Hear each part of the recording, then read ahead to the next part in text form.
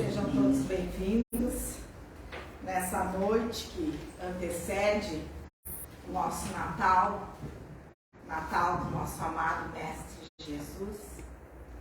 Então, com muita alegria, hoje a gente recebe o Marcelo, que vai nos falar sobre espiritualidade e o cotidiano.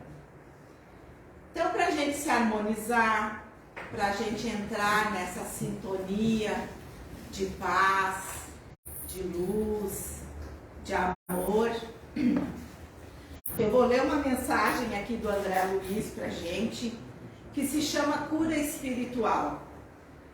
Comece orando.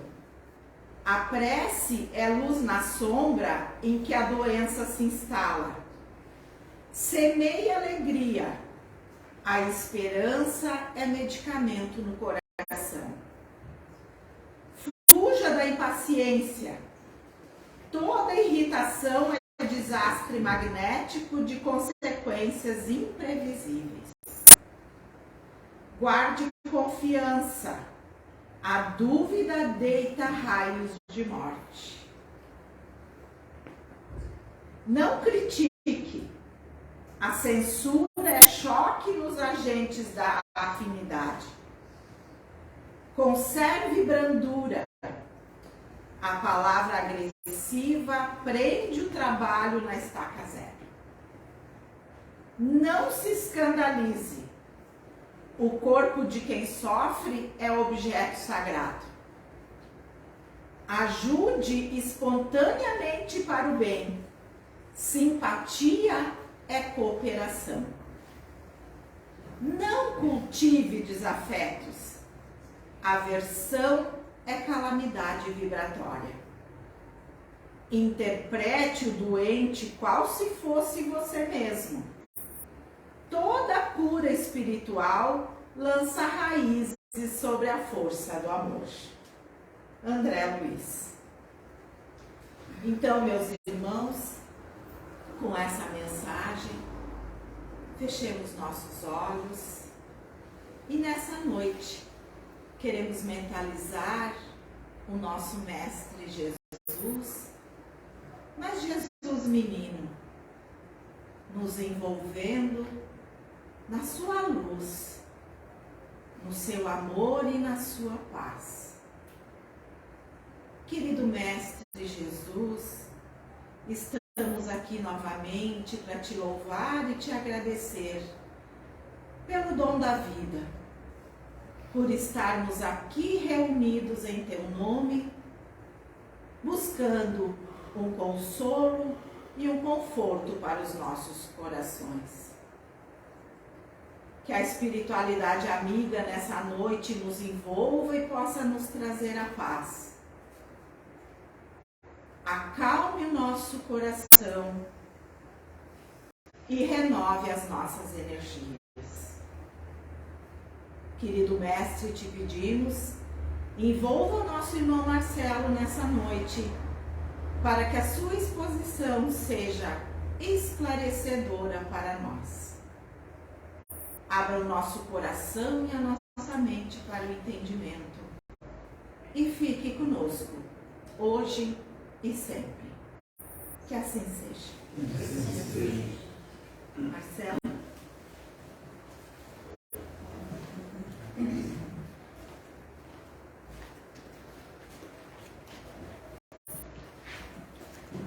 Muito boa noite a todos. Boa noite. É sempre muito especial estar aqui, nesse momento que a gente está vivendo, esse momento tão especial de final de ano, em que a gente faz um somatório de toda a nossa vida, faz um somatório do que a gente fez e deixou de fazer ao longo do ano, principalmente o que a gente deixou de fazer. Algumas coisas que a gente fez errado, outras coisas que a gente fez certo. Mas a gente faz um somatório. E o quanto é importante a gente entender que a espiritualidade age em momentos, em círculos. Daí, para nós que já temos alguns fiozinhos brancos, né? Ou no telhado, ou pelo rosto, né? a gente começa a entender ou começa a olhar para trás e se lembrar que no nosso tempo era bom, no nosso tempo era diferente. Nós nunca vivemos um tempo como esse. Nós nunca vivemos um tempo de tão grandes desafios humanos como a gente está vivendo agora. Talvez a gente tivesse a vida mais sossegada lá atrás. Talvez a gente olhasse para a nossa vida de uma outra esfera. Talvez o tempo andasse mais devagar. E na verdade o tempo ao longo de todos esses milênios, ele não andou mais devagar, ou agora ele anda mais rápido, não. O problema é o que nós fizemos em relação ao tempo. E o pior, o pseudo-consciência que nós temos em relação ao tempo. Porque antigamente nós tínhamos uma consciência diferente do tempo. E hoje nós temos outra percepção de tempo. Nós nunca vivemos num mundo de tantas distrações. Nós nunca tivemos tantas informações. O problema é que nós ficamos obesos mentais, cheios de informação. E não conseguimos botar para fora. É muita informação, é muita coisa ao mesmo tempo. Cada vez mais a gente está estudando. Cada vez mais a gente se aprofunda. Eu estou estudando neuropsicanálise. Não tinha isso antigamente. A gente tinha que estudar tudo separado, agora juntou tudo. Estuda psicanálise e estuda neurociência. Para poder entender o funcionamento do nosso cérebro, para poder entender de verdade como a gente funciona. O cotidiano, ele nos traz tentações inúmeras. Todo santo dia a gente é tentado. Tem uma frase do Chico Xavier, numa exposição dele, que ele falava mais ou menos assim: a tentação para nós é como se fosse um grande cachorro, sabe? E aquele cachorro está voraz e correndo atrás da gente. E a gente está louco porque ele nos pega.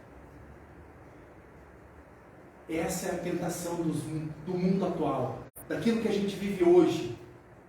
A gente tem diversas oportunidades, nós nunca tivemos tão conectados. Imediatismo, aconteceu do outro lado do mundo, em um minuto a gente está sabendo aqui, aconteceu. E a gente está sabendo, informação. E cada vez mais perene, e cada vez mais constante. E o nosso psiquismo, incessantemente, repete coisas do passado. Nós queremos viver novamente. Nós queremos extrair daquela experiência, mais uma vez, talvez aquilo que não deu certo, aquilo que não teve um desfecho bacana para nós. Mas nós estamos lá, revivendo os tempos. Nossa alma já entendeu que nós estamos num tempo diferente. Nossa alma, de todas as suas experiências pretéritas, traz no seu inconsciente, e que a gente não consegue entender muito bem, ela traz no nosso inconsciente algumas fontes, alguns caminhos, algumas coisas que a gente insiste em repetir. Paulo de Tarso dizia assim: graças a Deus já somos o que somos. Mas o que somos realmente? A gente parou para pensar agora? Talvez a gente não tivesse feito a conta, né? Coisas que eu acertei, coisas que eu errei, coisas que talvez eu tivesse feito melhor, talvez eu tivesse feito pior. A gente não somou. Mas daí a gente tocou no assunto e vocês começaram a pensar. E nós somos assim. Nós somos cutucados a pensar constantemente. Nós somos incentivados a pensar. O problema é que a gente não tira tempo para isso. As gerações estão diferentes, estamos vivendo um tempo diferente, um tempo em que a humanidade cada vez mais precisa ficar vigilante dos seus próprios entendimentos. Me lembro de uma passagem que dizia o seguinte: eu adoro café, né?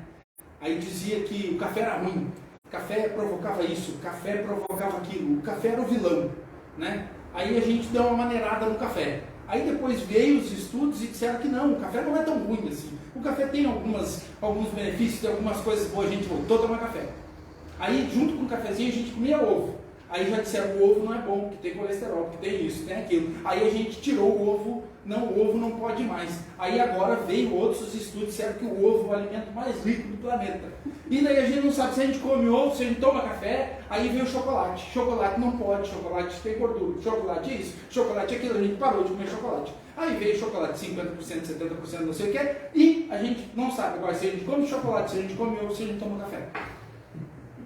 Porque tem muita informação. Conseguimos conquistar uma tecnologia jamais vista. Conseguimos compreender uma parte da nossa inteligência através das inúmeras ciências. Presenciamos feitos humanos jamais imaginados. Conseguimos desenvolver nossas habilidades a ponto de tirar um projeto zero e ser alguma coisa grandiosa para a humanidade. Só tem um detalhe. Todas essas obras, todas, sem dúvida nenhuma, é daqui para fora.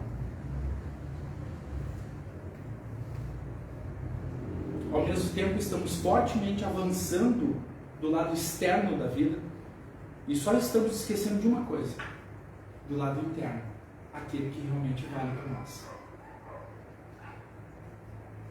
Nunca vivemos um tempo tão significativo e tão conturbado, de emoções, de distrações, de frustrações, de medos, de ansiedade, de angústia, de estresse e assim por diante. Estamos na era das experiências. Estamos experimentando cada movimento humano e a gente precisa sentir, provar, degustar, entender, presenciar, e assim a gente está. E as épocas de final de ano nada mais são do que isso. A gente precisa experienciar. Estamos na era da experiência. E daí a gente quer sair daqui e ir lá para o outro lado, né?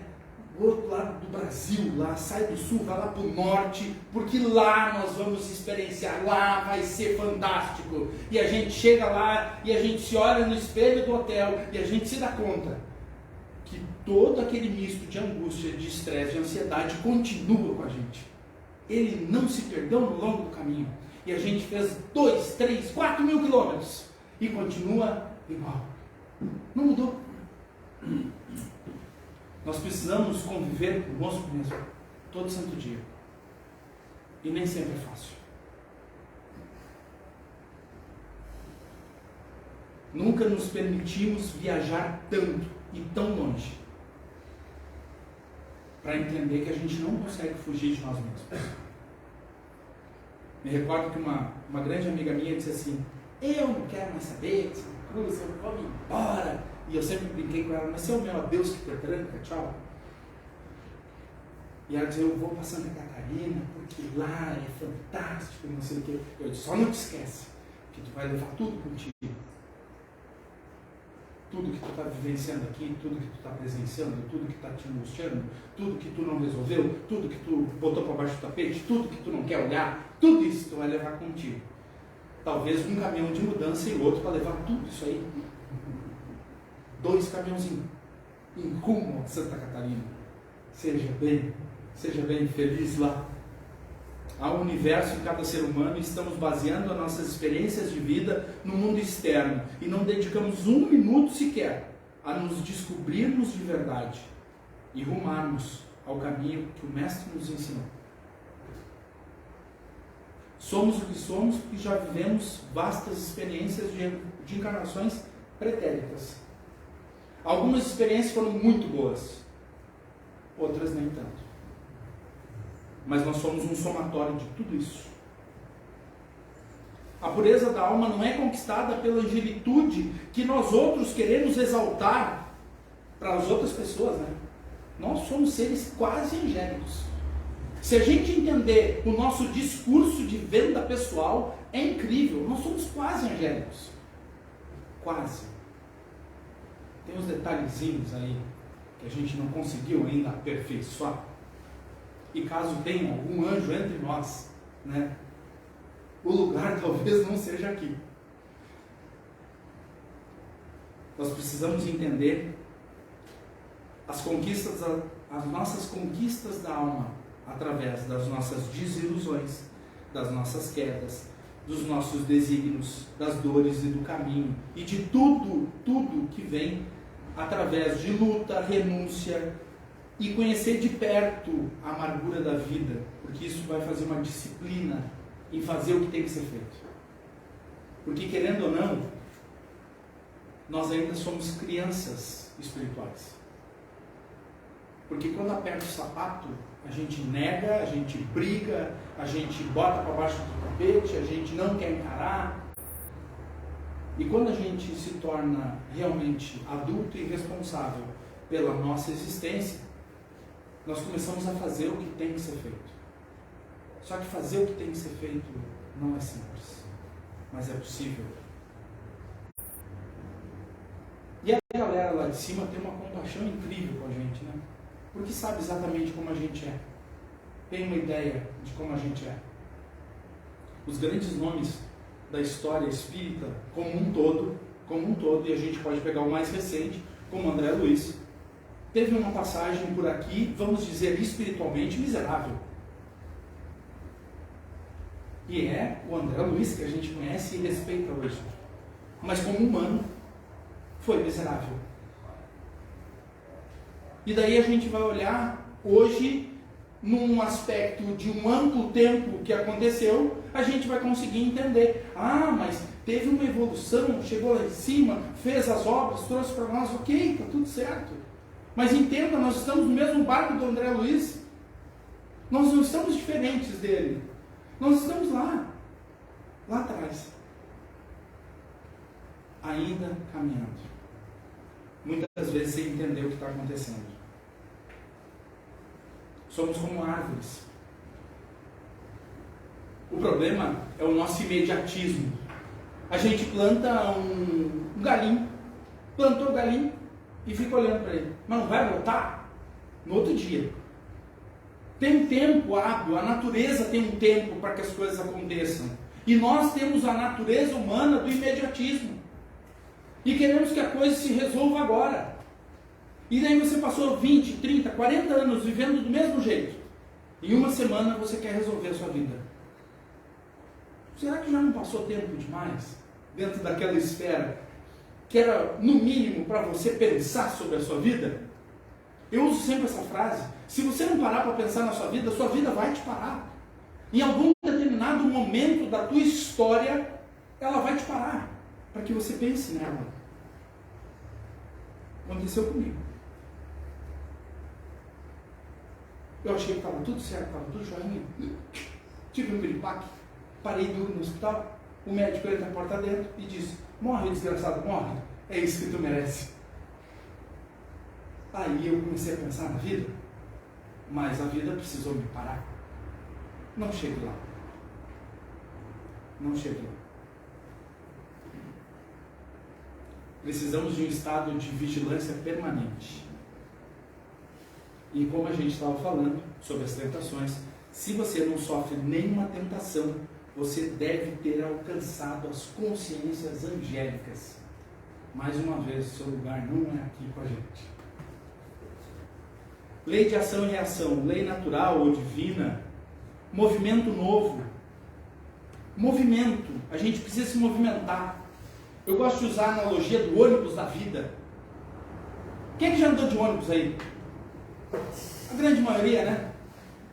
E os ônibus de antigamente tinham os pilotos, eles não eram motoristas, eles eram pilotos, né? E daí quando a gente subia, eles arrancavam e a gente vinha para trás. E daí a gente se segurava e daqui a pouco ele freava, a gente ia para frente.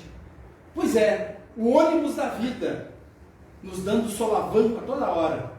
Hora para nos parar, hora para nos impulsionar, e assim a gente vai vivendo.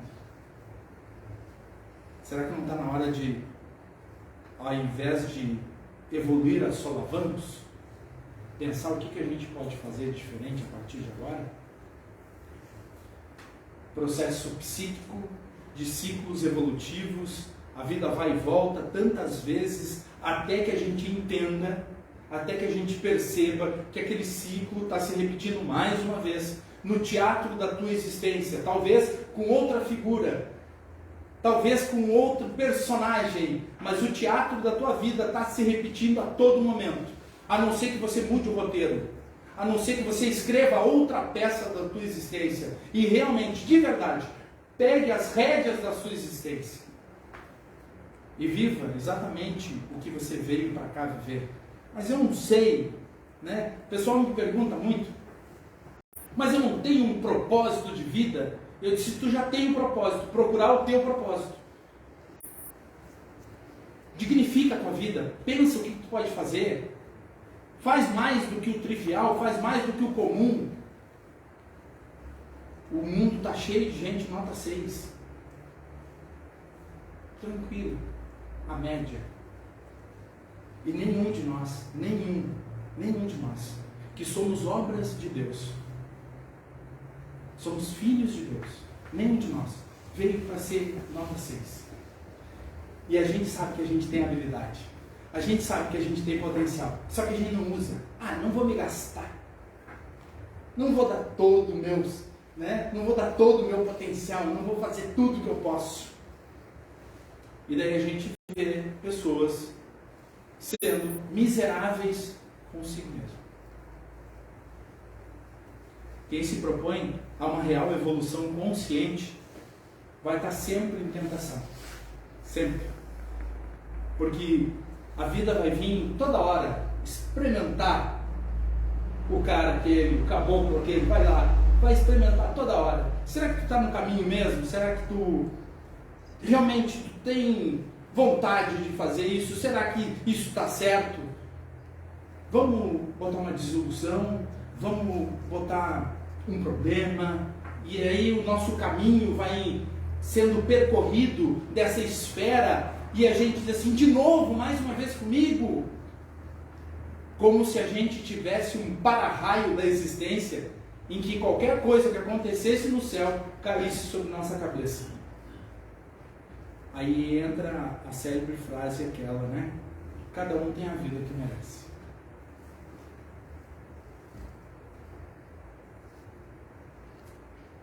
Se há algo profundo que eu tenho em mim, é a consciência que observo o que está acontecendo.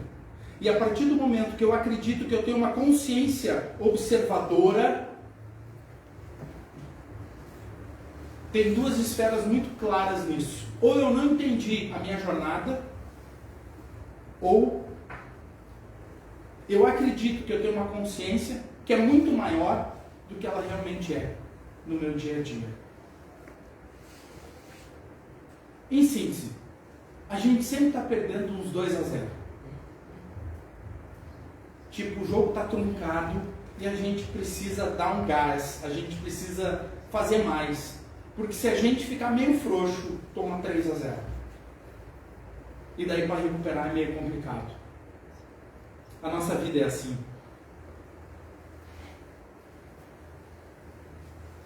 No livro Verdade e Vida, Caminho e Vida, Verdade, Caminho e Vida, capítulo 129, Emmanuel encerra uma mensagem falando sobre a origem das tentações, dizendo assim: recorda-te que cada dia tem situações magnéticas específicas e considera a essência de tudo que te atraiu no curso das horas e eliminará os males próprios, atendendo ao bem que Jesus deseja. Situações magnéticas específicas. Cada um tem as suas. A todo momento. Durante toda a jornada. Não é uma, não é duas, é durante toda a jornada. E daí a gente tem um caminho a seguir que a gente acredita, que é o caminho que Jesus fez. Ok? E não se esqueçam que todos nós estamos rumando a uma evolução, a uma perfeição. Perfeição relativa. Porque a gente não consegue entender a magnitude de Jesus nos nossos dias de hoje. Imagina o seguinte, com todo o nosso entendimento, 2000 anos depois a gente não consegue seguir o caminho dele. Imagina como é que era lá, Imagina a percepção desse homem, lá 2000 anos atrás, com uma galera que não era legal. Imagina o seguinte, ele tinha um ranzinza, ele tinha um depressivo, tinha um magoado com tudo, tinha um traíra e um negador. Só para falar de alguns dos discípulos dele. Era uma galera meio esquisita. E ele fez dessas pessoas líderes de outros líderes. Porque ele foi embora e eles continuaram liderando. Impressionante se a gente for fazer essa análise. Imagine o seguinte, todo santo dia nós temos oportunidades como se fossem potes de ouro. Se você pegar um pote de ouro e botar na frente de um cavalo, o que ele vai fazer? Nada. Absolutamente nada. Ele não sabe o que é ouro. Bota um pote de milho na frente dele. Ele vai sair comendo. Nós somos assim também. Muitas vezes. A oportunidade de ouro está na nossa frente. Só que a gente não sabe o que é ouro. E a gente prefere o milho. É mais simples, é mais fácil, eu já sei como é que funciona. Eu não preciso me esforçar, eu não preciso brigar com nada, eu não preciso entender o que é, eu não preciso estudar, eu não preciso botar para o lado, não preciso perguntar para ninguém. Eu vou comer milho. É mais fácil.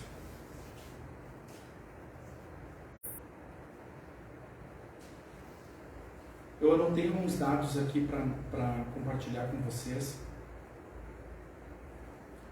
Teve uma pesquisa de estudos recentes agora, que no século XVI, 15% da nossa população morria por causa de guerras e violência urbana. No século XVII, esse número de 15% caiu para 5%. No início dos anos 2000, esse número caiu para 1%. 1% da população da Terra morria anualmente por causa de guerra e violência urbana. Em 2011, por causa dos atentados, a gente teve uma esfera um pouquinho maior em virtude dos ataques terroristas, que de lá para cá se acentuaram em todo o mundo. Em 2020, por exemplo, 620 mil pessoas morreram por causa de guerra, violência urbana e ataque terrorista. 500 mil por causa de violência urbana, 117 mil por causa de guerras e 3 mil por causa dos ataques terroristas. 620 mil pessoas. Anotem esse dado. No ano de 2020, quase 1 milhão de pessoas se matou.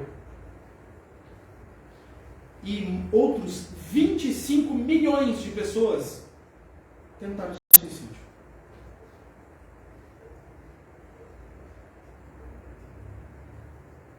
Mais uma vez, a nossa vigilância. Sabe por quê?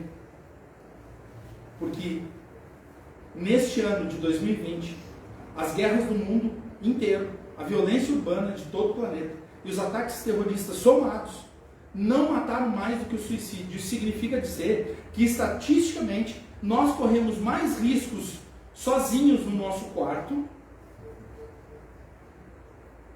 do que na rua. Sabe por quê? Porque lá a gente está pensando que é infeliz, incapaz, entristecido pelas comparações. A gente compara. Lembra das informações? A gente tem muita informação, então a gente compara. E quando a gente compara, a gente olha a vida do outro e a gente entende que talvez a gente nunca vai chegar lá. A gente fica entristecido. E por fim, não nos sentimos amados, muito menos acolhidos, e portanto não merecemos nem a paz e muito menos o Consolador prometido.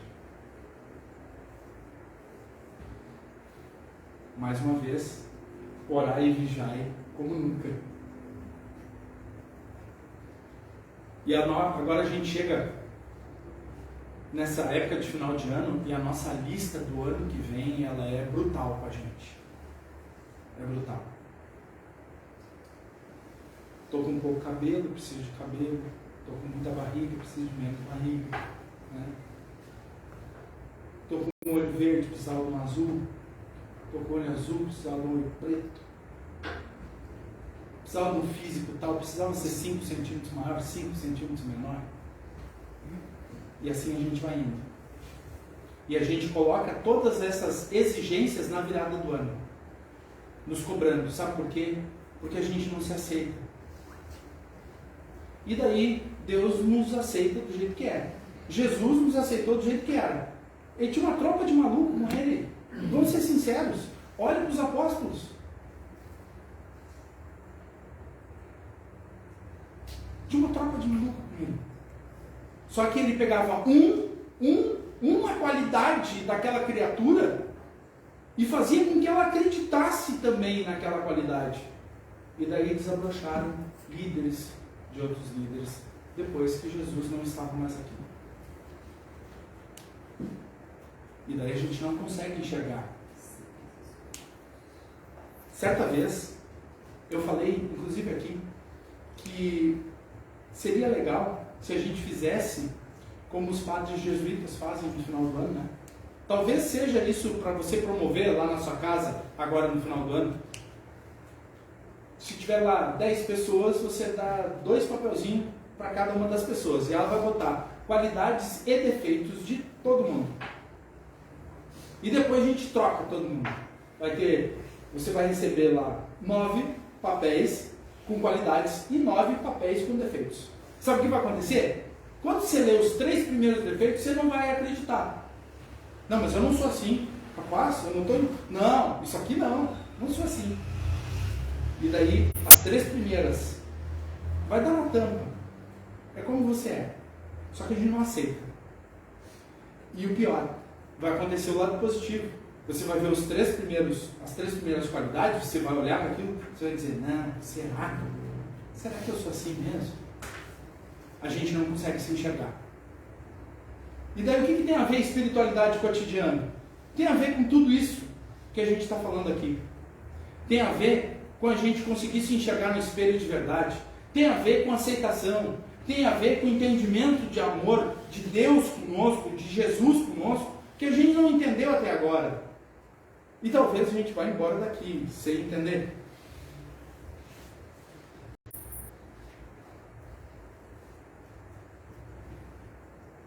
Nós criamos certos padrões de felicidade, que são padrões quase inatingíveis.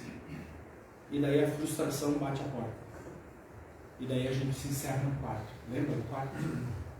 A gente se encerra lá. Porque a gente não se aceita, a gente não se enxerga. A gente acredita que precisa daquele padrão para ser feliz. Mais uma vez o externo, jamais o interno. Porque o interno dói, incomoda, frustra, vai precisar de trabalho, você vai se refazer, e daí daqui a pouco você vai errar, e daí por mais que você acerte durante um longo período, vai ter um momento que você vai errar. Sim, porque nós somos feitos para errar. Nós não fomos feitos para acertar. Sabiam disso? Nós fomos feitos para errar. E a gente vai errar. E a gente vai sempre errar com as pessoas que a gente mais gosta. Porque com quem a gente não gosta, a gente nem sabe muitas vezes que erra. E também não faz diferença. Mas a gente vai errar com as pessoas que a gente mais gosta. Com aquelas pessoas que a gente ama profundamente. Aí a gente vai errar. Todos nós temos um tema central da vida.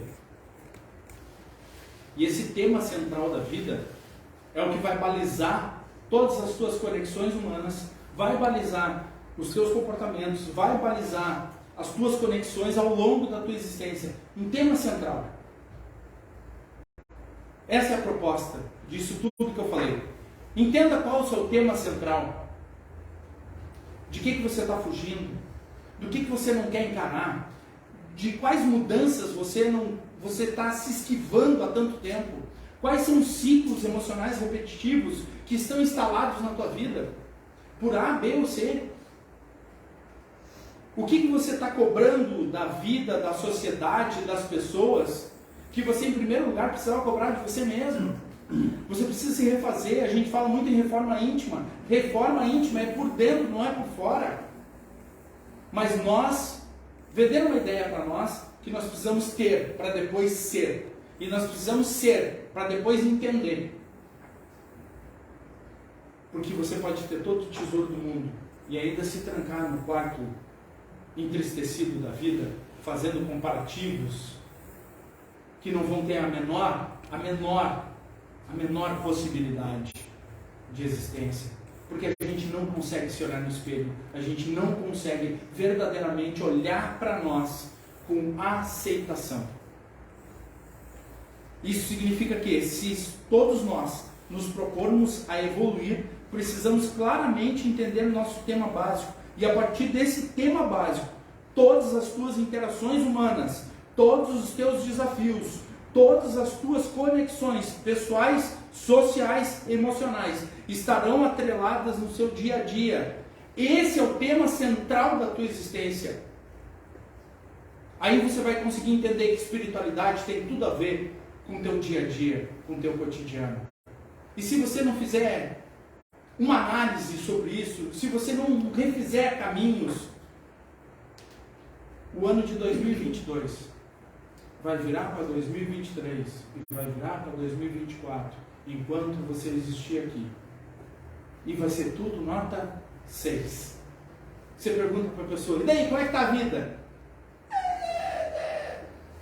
A pessoa não consegue falar muitas vezes.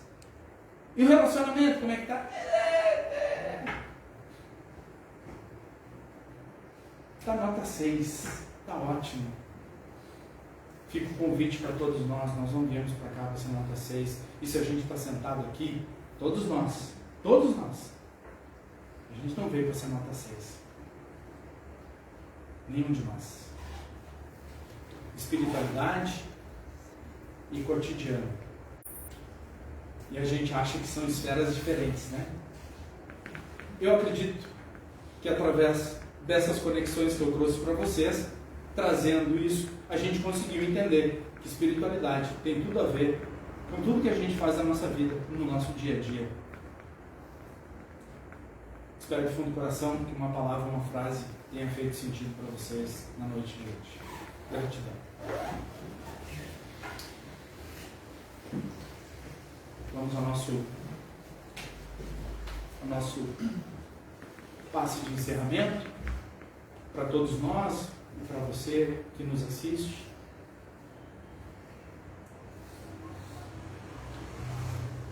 Amado amigo Jesus,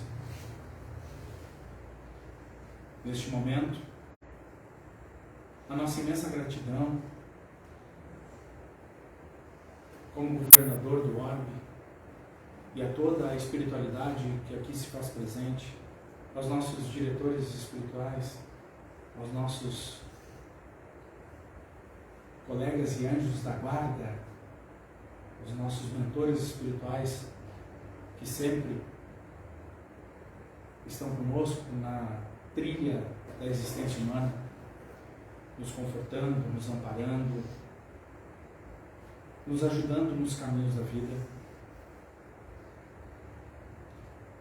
Que essa energia que aqui permeia sobre todos nós invada os nossos lares, os nossos trabalhos, as pessoas que mais amamos.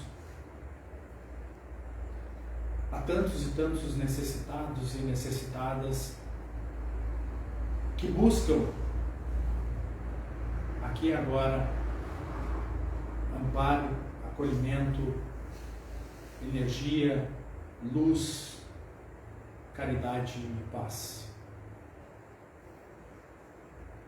Que possamos verdadeiramente, nesses dias que se aproximam, comemorar o verdadeiro espírito do Natal e das festas de final de ano. E possamos nos conectar no mais íntimo do nosso ser, observando o farol que Jesus nos propõe, o caminho, o passo a passo que Ele nos deixou, para que possamos, dentro da nossa grandeza humana, que ao mesmo tempo é tão pequena, possamos trilhar verdadeiramente os caminhos de paz, de amor e de caridade para com todos os nossos irmãos e irmãs de caminhada. E que, para que tudo isso aconteça na nossa vida, amado amigo e mestre Jesus, fica conosco, hoje, aqui, agora e sempre. Que assim seja. Que assim seja. Assim seja.